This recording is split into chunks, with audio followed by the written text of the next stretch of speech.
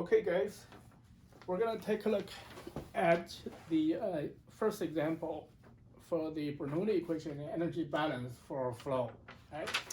So here's the example. So we have a big tank, liquid food tank, that is transporting liquid is being transported through a piping system to another end. Right? And to solve energy balance for this type of problems, always we need to define the points that is of interest to us. So for this particular problem, we define 2 points, point 1 here and point 2 here. So point 1 is at the surface of the liquid in the tank, and point 2 is at the exit of the pipe. And once we define point 1, point 2, we can write an energy transport equation or energy balance equation in the generalized Bernoulli equation form between these 2 points. So here is our energy balance equation. EP stands for if there is any pump that is being used to add energy into the flow, that will be the EP term. P1 over rho, that is at point 1, what is the pressure? The pressure energy term. Then it's a kinetic energy at point 1 that we will need to know the average velocity of liquid at point 1. Potential energy term, the gravitational potential energy terms is associated with gravity. That is what we have on the left-hand side of our energy balance equation. And we do the same for energy balance equation right-hand side here as well. So P2 will be the pressure at point 2. U bar 2 is the average velocity of flow at point 2. This is the gravitational potential energy term for point 2. And EF stands for the overall friction energy loss through our flow process. And for a traditional or original Bernoulli equation, we don't have EP and EF terms because we were the original Bernoulli equation for inviscous liquid with no energy loss, so we don't have these terms, right? But for the generalized Bernoulli equation, we will need to add in those terms. Now, we'll see how we're going to evaluate these terms. First thing, we say that the tank is open to the atmosphere, and the flow leaves the system at the exit at point 2 also is to flow into open air. So at both point 1 and 2, we have atmospheric pressure. And that means these 2 pressure terms cancel each other out. And then we have a big tank. When you have a big tank, the liquid flow from the big tank into a pipe. Typically, the surface of the liquid in the tank moves at very slow speed. So in general, we can safely assume that the average velocity at the tank surface is much, much less than what the flow velocity is going to be. So we can safely say that U1 bar equals to 0. And that will take out this kinetic energy term on our left-hand side. Z1 and Z2 are the position of point 1 and point 2. And this delta Z is the height difference between these 2 points. And this is what we wanted to solve for. So we actually try to determine what delta Z is. In our system also, do we have a pump? No, we don't. For this particular problem, the flow is purely generated by gravity. So we don't have a pump energy term. The EP goes to 0.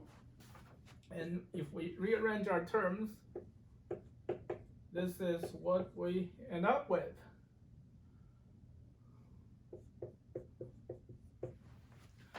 So we need to figure out what is our average velocity at our exit point 2 and the overall friction terms.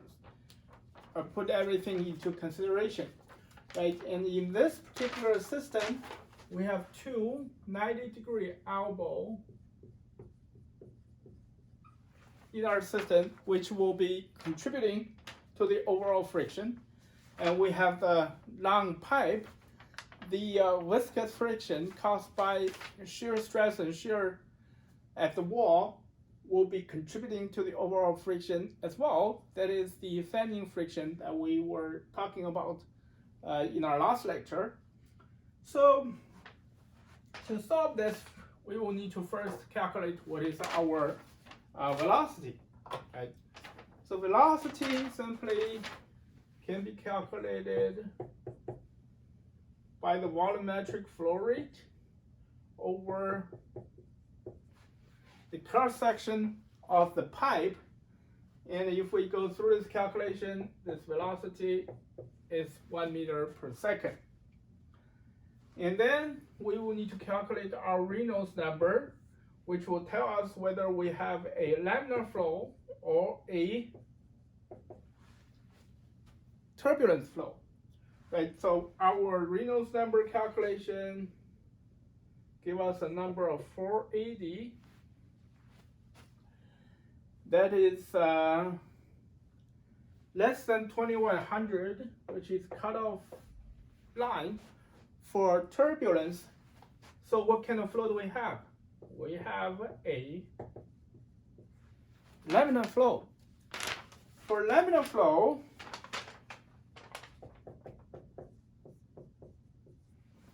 we can directly calculate our fanning friction factor. So for laminar Newtonian flow, this is what fanning friction factor is. And this equals to 0.033. So this is our fanning friction factor. So now, what we will need to do next, we know that for laminar Newtonian flow, alpha equals to 0.5. So that's what we will need to do to calculate the kinetic energy term. And the next thing, we will need to calculate our fanning friction factor. So let's say I'll write off the fanning friction factor terms.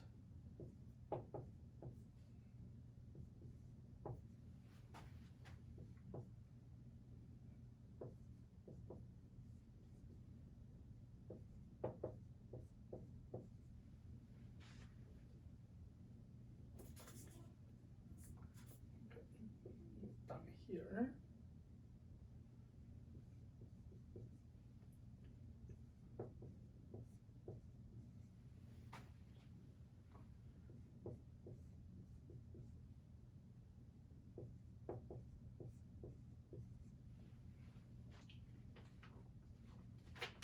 Oh.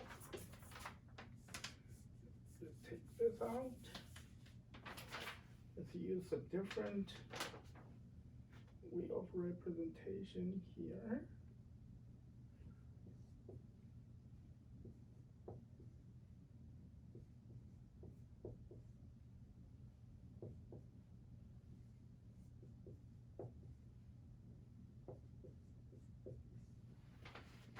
Okay.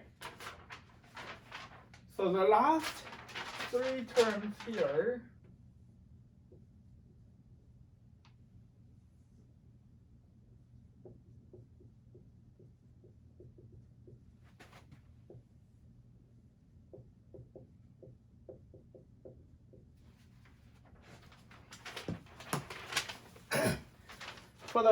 for the overall friction loss, we first have our fanning friction loss, which is the main term that comes from the fanning friction factor. We have already calculated, so we can easily calculate this because we know our average velocity is 1 meter per second. The DL is the length of the entire pipe, which is 40 meters in our case, and D is the diameter, which is 0.02 meter. So the first term we can easily calculate this. Second term is for the two 90-degree elbow that we have in our system. As we know, for 90-degree elbows, we can calculate the friction associated with that, either with a velocity head, which is what we have chosen to do here, or we can do the equivalency length of a fanning friction pipe, or we can do a density pressure head, right? And for this particular case, we chose to do a velocity head. And then we have the sudden contraction and the sudden expansion terms, because when the liquid goes into the pipe here, that's sudden contraction. When the liquid flows out at the end, at the exit, that's sudden expansion. So we have both expansion and contraction terms. As you can see here, I chose to use the equivalent length representation for friction loss associated for energy loss associated with these two terms, because for this particular case, I know what that the loss is, the contraction and expansion terms is. That what we chose to do here is this.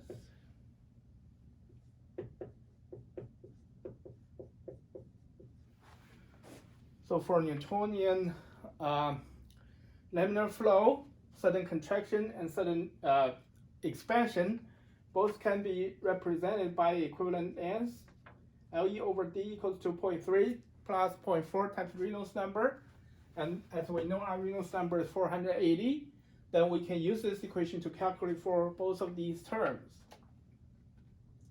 And with this,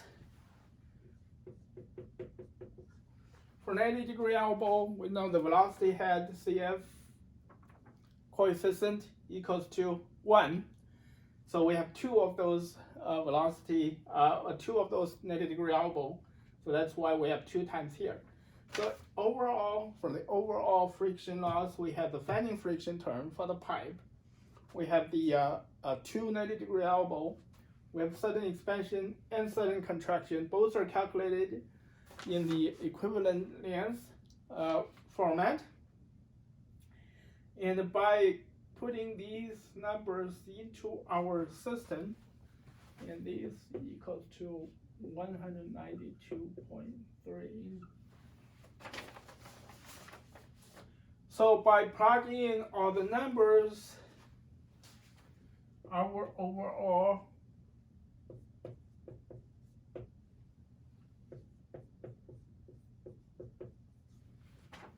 friction loss equals to 159.4 joule per kilogram. And we substitute EF into our energy balance equation here.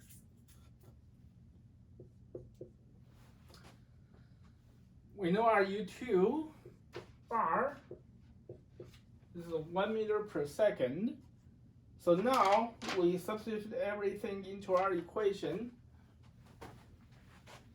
We solve for G times delta Z. This will be 1. So it's basically taking into account the overall friction loss and the kinetic energy density.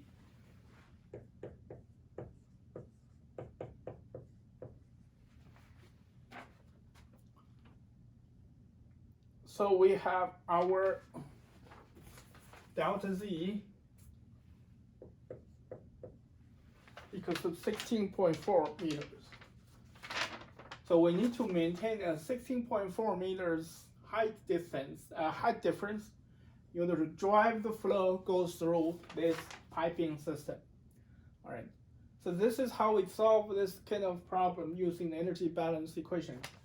Certainly, you can see the key here is to figure out what is the overall energy loss associated with the friction.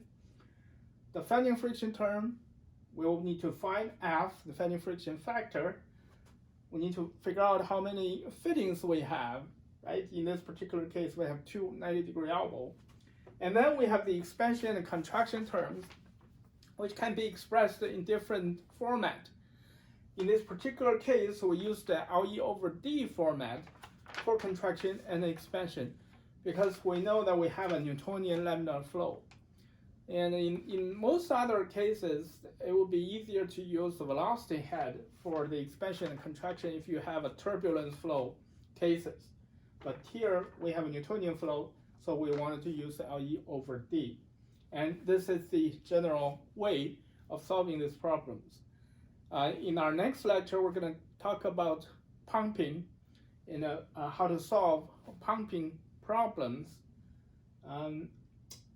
So we'll have more examples to come our way.